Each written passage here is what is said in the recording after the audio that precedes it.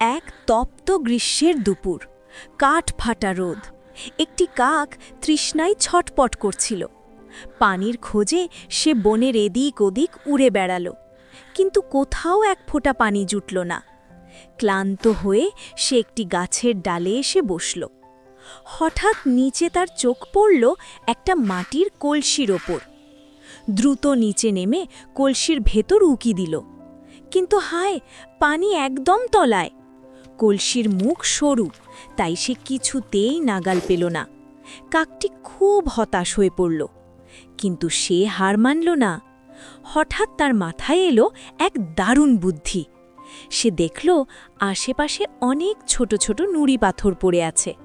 সে ঠোঁটে করে একটা একটা পাথর এনে কলসিতে ফেলতে লাগল। ধীরে ধীরে পানির স্তর উপরে উঠে এলো। অবশেষে পানি তার ঠোঁটের কাছে। মন ভরে পানি পান করে সে তৃষ্ণা মেটাল।